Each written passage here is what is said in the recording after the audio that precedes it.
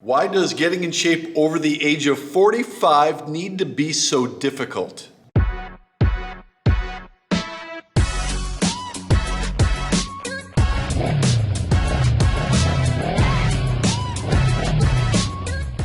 Getting in shape past the age of 45. Why does it have to be so difficult? Hi, I'm Dr. Derek Alessi, the High Octane Dad, helping to unlock the superhuman potential inside every father. And a big question that a lot of people will ask is, why does this thing of getting in shape or losing weight or getting fit or getting healthy, whatever you want to call it, why does it have to be so difficult now that I'm over the age of 45? And I think there's many different ways to answer that question. There's not just one, but I do want to outline the big three. Before we do that, please like and subscribe to this video down below and leave me your comments and questions because I want to keep making video content that's important to you. I think first and foremost, we need to talk about metabolism. Very few people over the age of 45 tell me, hey, look, Derek, I am burning fat like crazy right now. In fact, so much more so than when I was younger. I just can't continue to eat so much and burn it all off, can I? Most people don't say that. In fact, most of the time it's the opposite. People will say, I feel like I'm eating less than ever before, but every time I look at a piece of cake, it adds a couple pounds or something to that effect. Now, your metabolism is a function of many things, but a lot of it has to do with your muscle tissue. Each pound of muscle tissue is very metabolically active, and it's estimated to burn anywhere between 20 to up to 50 calories per pound of body weight. And the reason why that's important is because most people over the age of 45 don't necessarily have a high level of muscle tissue unless they're doing the right kind of training. So what is the right kind of training? Do we need more Pelotons? Do we need more abdominizers? Do we need to join gyms? Is it health clubs? Well, it can be a little bit tricky over the age of 45, and for a lot of people, it starts with some limitations. They may have problems of their shoulders, their hips, their knees, their back, their neck, and because of it, they feel as though they can't do all of the traditional exercises or don't really know where to start that's best for them.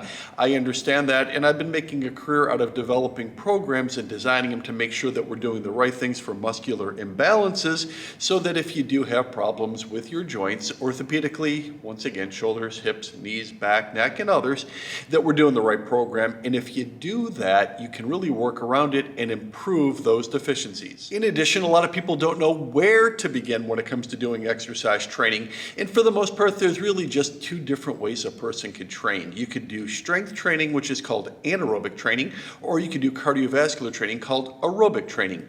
Both are very important. However, when you're doing the anaerobic training, the strength training, you're more apt to build muscle if you're doing it the right way. Then the question becomes, how do you do it the right way? Do you have enough selection of exercise equipment? Is it about outfitting your entire basement with a home gym? Or is it about joining a gymnasium or a health club?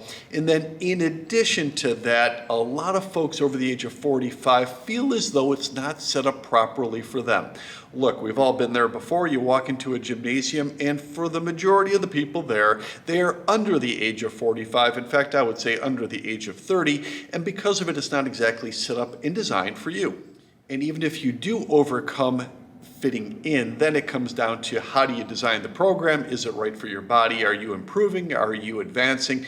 Are you building lean muscle tissue? And are you doing it with enough consistency to make sure that you're seeing progress?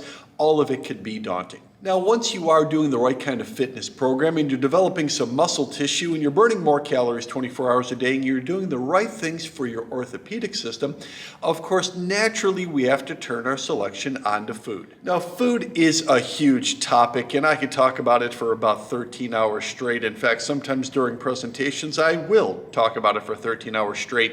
But to distill it all down, food is super important, of course, to nourish your body with the right vitamins, minerals, and macronutrients, but at the same time, the design of any good nutritional program is to keep your blood sugar level and hence your insulin as stable as possible. Oftentimes when you're over the age of 45, you're not exactly sure of what those foods are. So you do have to learn the differences between proteins, dietary fats, and carbohydrates.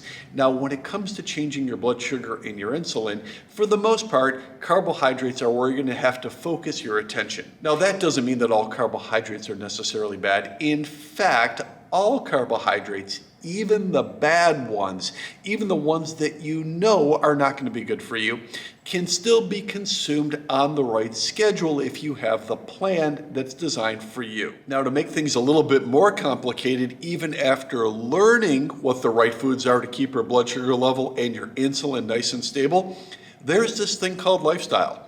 If you're over the age of 45, you're either right in the middle or end of your working career, or you're retired. And because of it, you might have a completely different type of lifestyle.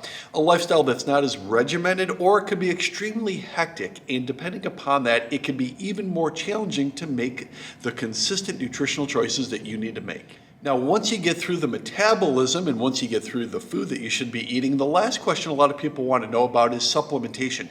Can supplements help you get in better shape, lose more body fat, and get fit? And the answer is yes, it can, but it can only help. And let me explain. When it comes to supplements, I'm going to be the first to tell you, and I even manufacture supplements, that if you're not doing the right things, it's not magic. They're not going to work if you have a bad diet, if you're eating the wrong foods, and if you're not doing the right kind of exercise training. You want to make sure that you're doing things right first.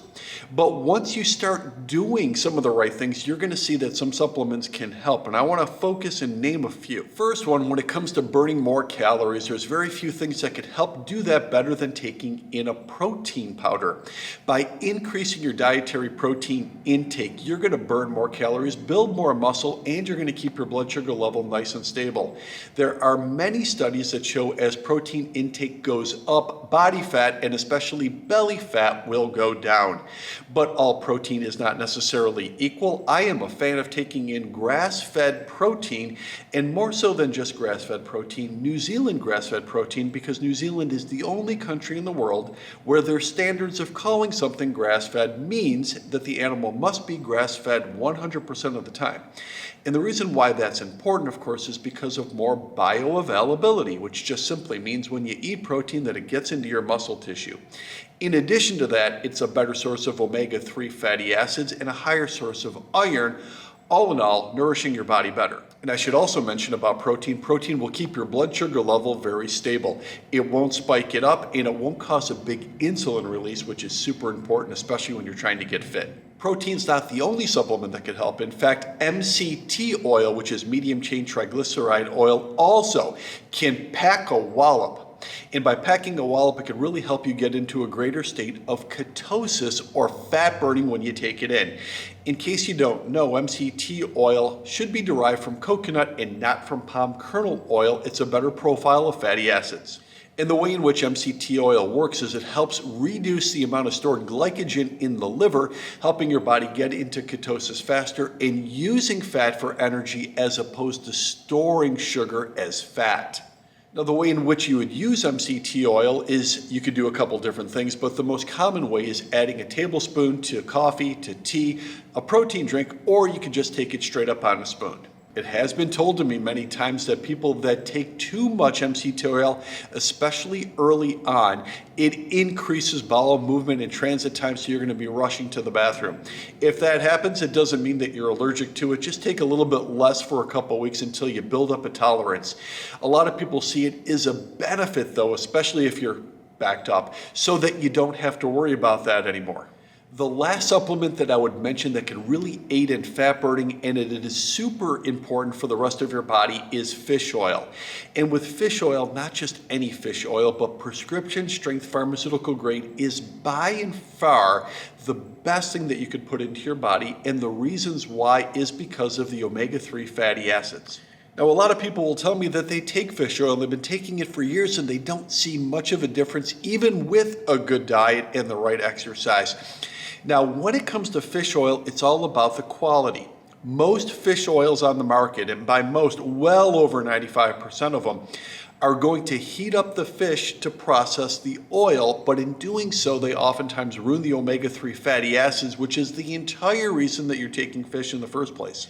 The best way is to get pharmaceutical grade prescription strength cold processed fish oil so that you don't exceed the smoke point, which is only 90 degrees Fahrenheit for fish oil, to make sure that you're getting the potent amount of omega-3 fatty acids. In addition to getting the right kind of processing for your fish oil, it is also important that the fish oil has the right ratios.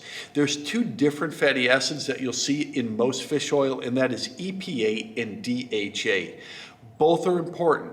Both have benefits, but the majority of fish oils on the market are very high in EPA and somewhat lower in DHA. Now, they'll never be a 1-to-1 ratio, but they should be close to being equal. In fact, DHA should be within about 80-85% of the EPA, and that's what you'll see from prescription strength pharmaceutical grade fish oil.